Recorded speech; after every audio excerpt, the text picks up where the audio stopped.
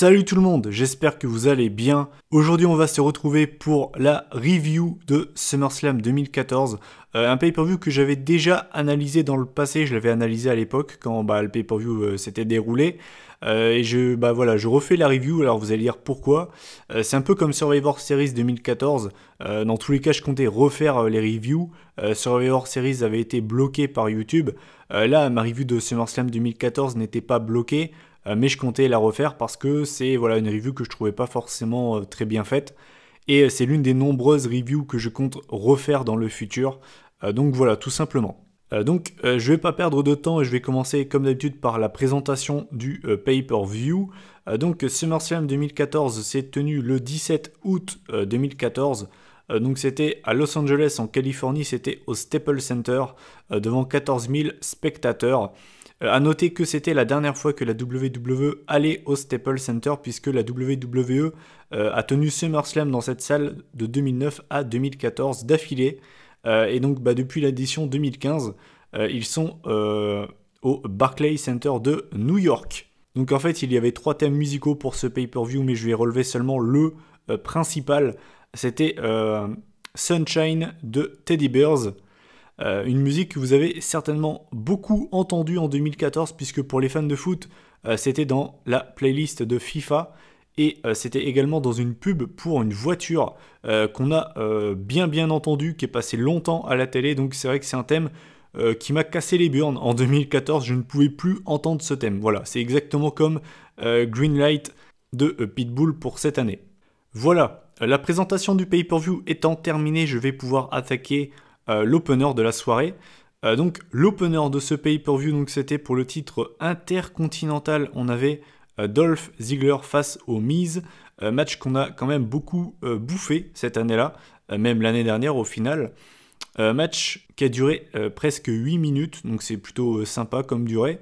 Alors, j'ai noté que c'était un match plutôt sympa pour ouvrir le pay-per-view. J'ai également noté pour moi que c'était une bonne idée de mettre ce match-là en opener, puisque d'un côté, on avait l'un des chouchous du public, Dolph Ziggler, et de l'autre côté, on avait le Miz, qui est un très bon heel, qui sait très bien jouer avec le public. Donc j'ai trouvé que c'était un bon choix de mettre ce match-là pour ouvrir le show, histoire de bien chauffer le public. Le match, sinon, en lui-même, qu'est-ce que j'en ai pensé? J'ai trouvé que c'était un bon petit match. C'est pas leur meilleur match, alors attention, c'est même loin de ce qu'ils nous ont proposé l'année dernière à Backlash et No Mercy. Mais c'était quand même plutôt sympa pour ouvrir le pay-per-view. J'ai noté que Ziggler avait résisté au Figure 4 Leg Lock. Et j'ai également noté qu'on avait eu le droit à un très beau combo qu'on n'a jamais vu. Je pense que c'est la seule fois qu'ils l'ont fait. Puisqu'en fait, Ziggler a porté son Fameasser sur le Miz. Et en fait, avec l'impact, donc en fait, le Miz a rebondi, il s'est relevé. Et en fait, il a porté son Skull Crushing Finale. Donc c'était très surprenant.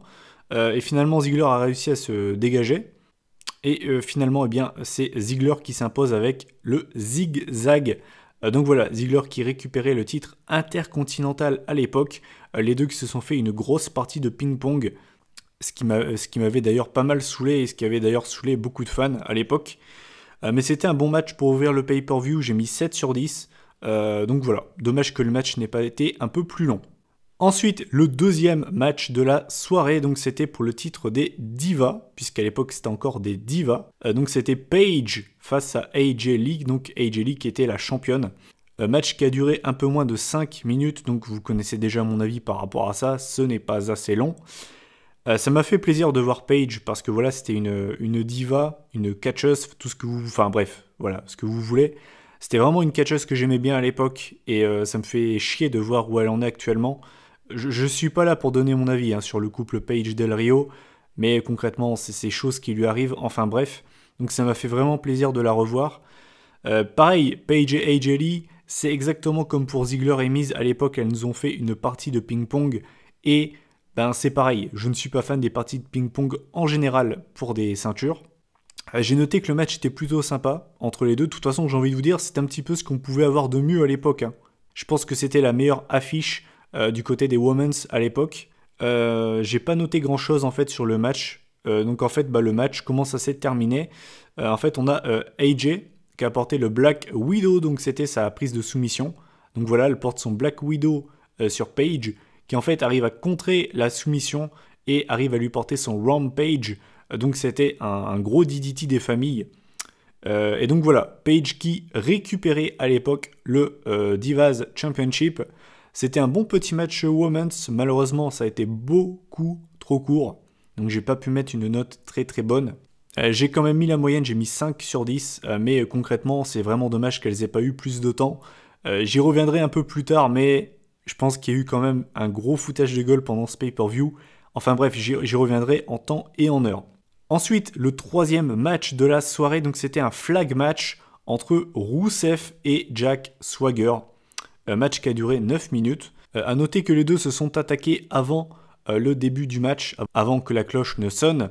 A noter donc que Swagger a réussi à porter son Patriot Lock sur Rusev. Et du coup, c'était un petit peu ça l'issue du match. C'est qu'en fait, Swagger de base était blessé au niveau de sa ceinture abdominale. Je crois qu'il avait des straps. J'ai pas trop bien vu, mais je crois qu'il avait des straps à cet endroit-là. Et du coup, avec le Patriot Lock d'avant-match, Rusev, lui, avait mal à sa cheville gauche. Sinon, le match en lui-même, j'ai vraiment pas noté grand-chose. J'ai noté que le match était plutôt cool. Franchement, c'était plutôt sympa entre les deux. J'ai noté que Rusev avait résisté une fois au Patriot Lock, qu'il avait réussi à contrer la prise. Finalement, c'est pas une grande surprise, hein, c'est Rusev qui s'est imposé avec son accolade. À noter le bon selling de Rusev, qui a vendu sa blessure au niveau de sa cheville gauche pendant tout le match. J'ai trouvé qu'il avait vraiment bien scellé. Et c'est pour ça que je tenais à le souligner. Il y a une chose que j'ai notée, ça m'a fait d'ailleurs bien rire, c'est que cette année, on a également eu un flag match entre Rusev et John Cena. Et je vous avais dit que je trouvais ça ridicule. Parce que les deux catcheurs devaient se mettre à quatre pattes, à ramper. C'était ridicule. C'était vraiment ridicule et c'était beaucoup trop long. Là, pour le coup, alors c'était également un flag match. Sauf que ce qui m'a surpris, c'est qu'à aucun moment, les deux catcheurs ont dû calculer le drapeau pour gagner le match. Ils n'étaient pas suspendus au niveau des poteaux, il n'y avait pas de podium. En fait, c'était un match simple. Et en fait, comment ça s'est passé, c'est qu'à la fin du match, enfin après le match plutôt, ils ont mis un énorme drapeau russe au-dessus du ring, et puis voilà. En fait, le vainqueur du match avait son drapeau qui était brandi dans l'aréna. En fait, c'était ça. Alors, c'est quand même ridicule comme stipulation, mais c'est beaucoup moins ridicule que le flag match qu'on s'est tapé à Battleground, parce qu'au moins ça reste un match simple, et on peut avoir un match plutôt sympa. Et c'est ce qu'on a eu entre Rusev et Swagger, c'était un match vraiment sympa. Donc j'ai mis 6 sur 10, donc c'est pas une note incroyable, mais c'était pas une purge, donc voilà. Ensuite, on va passer au premier bon match de la soirée. Alors, je préfère le dire, moi, ce que j'appelle un bon match, c'est quand on commence à taper dans du 7,5 sur 10. Quand t'as 6, 6,5, 7, c'est un match qui est, on va dire, correct, quoi. Donc, on a enfin le premier bon match de la soirée. Donc, c'était le Lumberjack match entre Seth Rollins et Dean Ambrose. Match qui a duré 11 minutes, ce qui est plutôt pas mal, mais concrètement... j'aurais pas chipoté pour 4-5 minutes en plus entre les deux. J'ai noté que c'était un match fun. C'est un match qui est parti complètement en couille. C'était n'importe quoi ce match. Il y a eu très peu d'action in-ring en fait. Je dirais même que Seth Rollins a presque porté aucune prise dans ce match. En fait, ils se sont barrés dans le public à un moment du match. Donc c'était assez cool. Ensuite, en fait, ils ont ramené Rollins. Donc en fait, ils l'ont porté carrément. Parce qu'en fait, Rollins a voulu se barrer du match, carrément, il a voulu se barrer en backstage. En fait, ils l'ont empêché de se barrer, ils l'ont carrément porté pour le remettre dans le ring. Ambrose a sauté dans le tas, donc ça c'était un peu le spot du match, c'était vraiment cool. À noter que Ambrose a voulu terminer le match en portant le curb stomp sur Rollins. Et en fait, Kane, à l'époque qui était le general manager de Raw, est intervenu à empêcher Ambrose de gagner. Finalement, ensuite, on a Goldust qui a confronté Kane. Kane a mis une droite à Goldust et ensuite tous les Lumberjacks sont montés dans le ring et c'est parti dans une énorme brawl comme dans tous les Lumberjack matchs de toute façon, donc c'était fun. C'est vraiment parti en couille. Et en fait, pendant que l'arbitre avait le dos tourné, on a Rollins qui a pris la mallette, qui a fracassé la tête d'Ambrose avec et qui a pu donc gagner le match comme ça. Donc voilà, victoire de Seth Rollins sur Dean Ambrose. J'ai noté que ça m'avait vraiment fait plaisir de revoir Seth Rollins en heel en 2014 avec sa petite mèche blonde, avec sa mallette de Mr. Money in the Bank. Ça m'a rappelé des souvenirs. Concrètement, c'était un match cool. C'était vraiment un match cool. Alors attention, c'est vraiment pas le meilleur match entre les deux, ils ont fait bien mieux. mais c'était un match vraiment fun. Je dirais que c'était peut-être le match le plus fun du pay-per-view parce que c'est vraiment parti en couille. Donc au niveau de la note, j'ai mis 7,5 sur 10, et voilà. Ensuite, on avait un match entre Bray Wyatt et Chris Jericho, un match qui a duré 13 minutes. Assez étonné qu'ils aient donné autant de temps à ce match-là. Pareil, c'est un match que j'ai pas donné. Je vais pas rester longtemps dessus parce que j'ai pas noté, j'ai presque rien noté sur ce match. J'ai trouvé que les deux en fait connectaient pas forcément bien ensemble. C'est-à-dire qu'il y a des catcheurs, c'est pas de leur faute, hein, mais ensemble, t'as pas l'impression que ça match.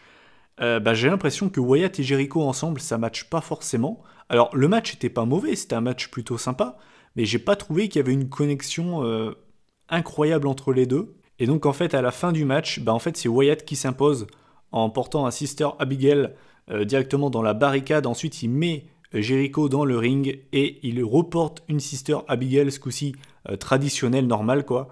Et donc voilà, victoire de Bray Wyatt sur Chris Jericho. C'était le résultat à faire. Jericho qui met over un jeune talent. Voilà, c'était le résultat logique, on va dire. C'était un match plutôt sympa, il y a eu des bonnes prises à droite à gauche. C'était pas fou, c'était pas un mauvais match, mais c'était un bon petit match, on va dire sympa quoi. Donc j'ai mis 7 sur 10 et je vais passer au prochain match. Qui était le match entre Stephanie McMahon et Brie Bella. Donc c'était un peu l'affiche bas les couilles de ce pay-per-view. Enfin, je vous dis franchement, hein, je me rappelle déjà qu'à l'époque, c'était pas un match qui m'emballait des masses parce que le retour de Stephanie McMahon dans un ring, j'en avais un petit peu rien à foutre, hein, je vais pas vous le cacher. Et Brie Bella, ça a jamais été une catcheuse que j'ai aimée, donc c'était pas un match que j'attendais, on va dire. Et finalement, ça n'a pas été si mauvais que ça, on va dire. En prenant en compte le fait que Stephanie McMahon n'a jamais été une vraie catcheuse, que Brie Bella, ça a jamais été une immense catcheuse non plus, c'était pas si dégueulasse que ça. À noter que c'est Stephanie McMahon qui a dominé le match, c'est assez surprenant quand même. J'ai noté qu'elle s'était vraiment bien débrouillée pour une meuf qui n'a jamais été catcheuse. Franchement, en plus de ça, ça faisait une éternité qu'elle avait pu monter dans un ring, on va dire. Donc franchement, je trouve qu'elle s'est plutôt bien débrouillée.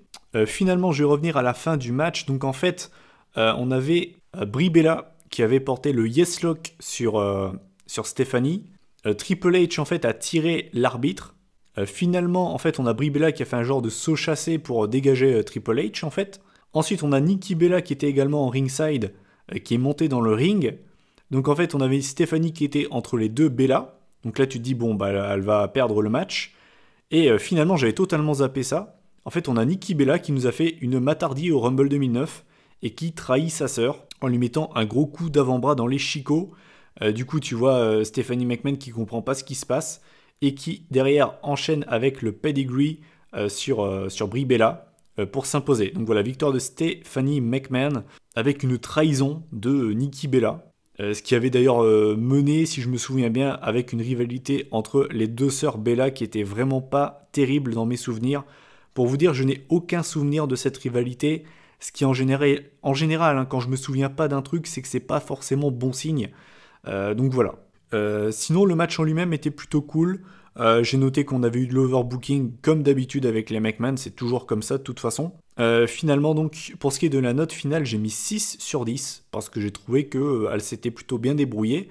Et ce que je voulais dire par rapport à tout à l'heure, c'est que Stephanie McMahon est une énorme hypocrite. Vous allez me dire pourquoi est-ce que je dis ça ? La meuf, je me souviens encore, en 2015, quand il y a eu la fameuse Women's Revolution, avec les montées dans le main roster de Becky, Sasha et Charlotte, elle nous disait que voilà, pendant trop longtemps, les femmes n'ont pas eu le spotlight qu'elles méritaient, que voilà, pendant longtemps, les meufs ont été délaissées à la WWE. Et là, au deuxième plus gros show de l'année, elle a un match qui dure 2 fois plus longtemps que le match pour le titre Diva. Excusez-moi, j'appelle ça de l'hypocrisie. C'est de l'hypocrisie totale. Du foutage de gueule. Ça m'a fait assez rire quand j'ai vu ça. Je sais pas ce que vous en pensez, hein. Moi je trouve que c'est assez hypocrite. Après, ça n'engage que moi. Ensuite, on va passer à l'avant-dernier match de la soirée. Donc c'était un match simple entre Randy Orton et Roman Reigns. C'était un match dans mes souvenirs qui était plutôt bon. J'avais pas beaucoup de souvenirs du match, je me souvenais juste d'un spot. Mais j'avais pas beaucoup de souvenirs du match. Mais dans mes souvenirs, c'était plutôt cool. Et au final, je suis resté sur cette position. C'est un match qui a été un petit peu long à démarrer parce que voilà, en fait, on a eu une domination de Randy Orton qui a porté des colliers de tête, des shinlocks au début du match, ce qui peut sortir certains fans, on va dire, du match, parce que voilà, c'est pas très divertissant, hein, c'est clair. Après, moi, ça me dérange pas. Ça me dérange pas qu'il en fasse de temps en temps. Et au final, le match est monté crescendo.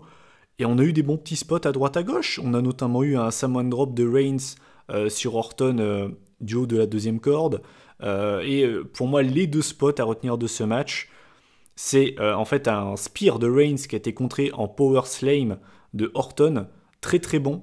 C'est l'un de ses meilleurs power slam, je pense, ever. Et j'abuse pas, j'ai trouvé le power slam très beau. Il a été très très rapide. J'ai rarement vu un power slam porté aussi rapidement. Et l'autre spot du match, c'est le fameux spear contré en RKO. Très bon. Franchement, vraiment très bon. Reigns a réussi à se dégager, donc on voyait Orton qui n'en revenait pas. Et finalement, eh bien, c'est Roman Reigns qui s'impose avec son spear des familles. Non, c'était cool. C'était cool. C'est un match qui montait crescendo. Qui était, moi c'est un match que j'ai apprécié. Match qui a duré 16 minutes. Non, c'était pour moi, franchement, pour moi, c'était le meilleur match de la soirée. J'ai été voir vite fait les notes sur Cage Match. J'ai vu les notes, j'ai vu des 5,5, des 1 sur 10, des 2 sur 10. Concrètement, c'est des gens qui n'ont pas aimé le match parce qu'il y a Roman Reigns dedans. Hein, voilà. Mais non, moi, c'est un match que j'ai aimé. C'est un match que j'ai aimé, qui en plus de ça, le résultat est logique. Orton qui se met à terre pour Reigns, qui met over un jeune talent qui, au final, c'est un peu la première grande victoire dans la carrière de Roman Reigns. Non, moi j'ai bien aimé. J'ai pas compris les retours négatifs sur ce match. C'est un match que j'ai vraiment bien aimé. Au niveau de la note, j'ai mis 8 sur 10. And you can believe that. Et enfin, le main event de la soirée. C'était donc pour le WWE World Heavyweight Championship. C'était Brock Lesnar face au champion John Cena. On va pas se le cacher, c'est un petit peu le match qu'on retient de ce pay-per-view. C'est un petit peu, c'est d'ailleurs, avant d'avoir revu, on va dire, la carte de ce pay-per-view, c'était limite le seul match dont je me souvenais vraiment. C'est un match qui est très marquant. Hein. Un match qui a duré 16 minutes. C'est le deuxième match le plus long de la soirée. Juste derrière le Reigns-Orton. A noter d'ailleurs, c'est assez rare pour le souligner, il y a eu seulement 2 matchs qui ont duré plus de 15 minutes dans ce pay-per-view et aucun n'a dépassé 20 minutes, ce qui est quand même assez rare pour le souligner. Donc voilà, alors ce match, concrètement, il est très connu, pas pour sa qualité. Alors après, c'est qu'une question d'opinion. Je n'ai pas aimé ce match parce que concrètement, ça a été un squash de 15 minutes. Voilà. Normalement, un squash, c'est 5 minutes, pas plus. Là, ça a été un squash qui a été rallongé. Ça a été un viol en direct. Ça a été une domination totale de la part de Brock Lesnar.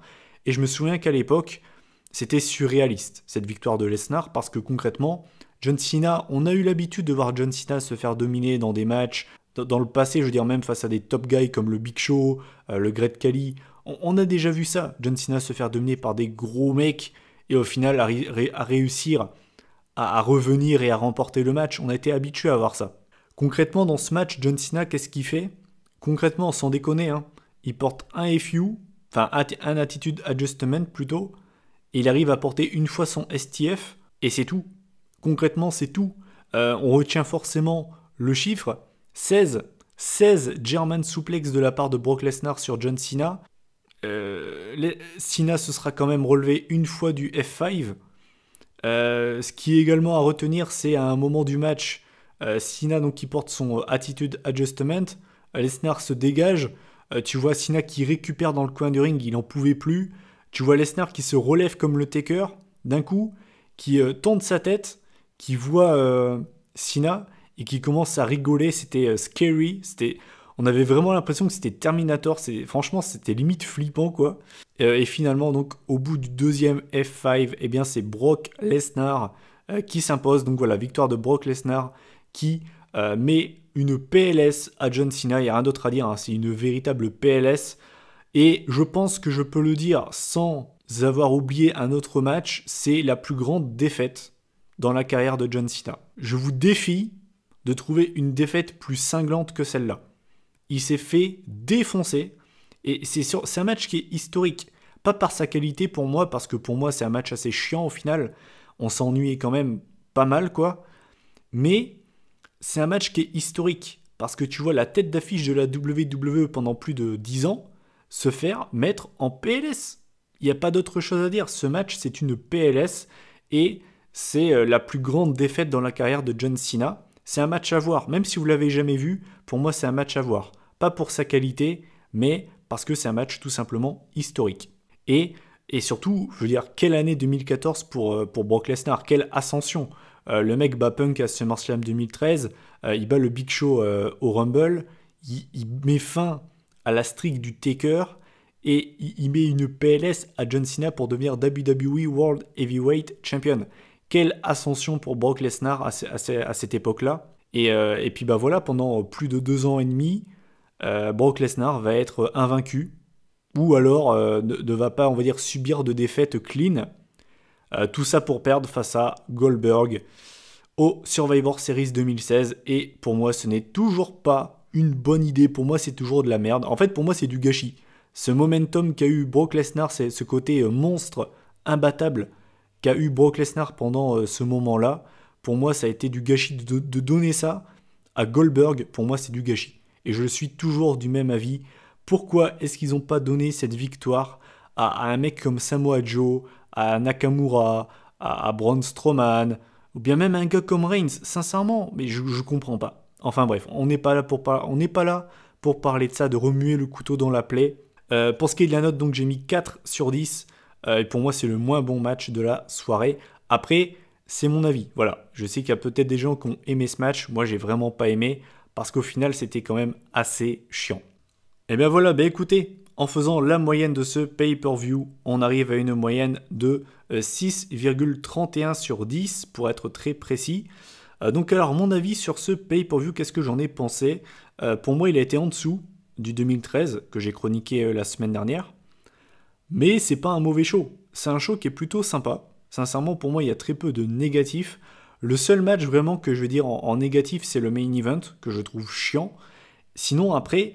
il y a seulement pour moi 2 vraiment bons matchs, à savoir le Reigns-Orton et le Ambrose-Rollins. Et ensuite, il y a plusieurs matchs qui sont dans la catégorie correcte, on va dire sympa. Par exemple, le Wyatt-Jericho, le Miz-Ziggler. Et les autres matchs, après, je les mets soit dans la catégorie moyen ou ok, on va dire. Mais concrètement, c'est pas un pay-per-view qui est très bon, c'est pas une purge non plus. La seule chose qu'on peut peut-être reprocher à ce pay-per-view, c'est qu'il y a vraiment très peu pour moi de vraiment ce que j'appelle bon match. Et pour moi, il n'y a aucun très bon match dans ce pay-per-view. Mais c'est un SummerSlam plutôt sympa. Il y a eu bien pire comme SummerSlam pour moi. Mais c'était un SummerSlam plutôt sympa. C'était pas exceptionnel, hein, attention, hein, il y a eu bien mieux comme pay-per-view. Mais c'était pas non plus une purge. Donc voilà, écoutez, cette vidéo est terminée. J'attends tout simplement de connaître votre avis en commentaire sur ce pay-per-view. Qu'est-ce que vous en pensez? Quel a été votre match préféré? Celui que vous avez le moins aimé? Qu'est-ce que vous avez pensé du squash à l'époque de Brock Lesnar, hein, qui était surréaliste à l'époque, sur John Cena? Et puis voilà, n'hésitez pas donc comme d'habitude à commenter, liker et partager cette vidéo si le cœur vous en dit. On se retrouve la semaine prochaine pour une prochaine vidéo. D'ici là, prenez soin de vous. Salut tout le monde.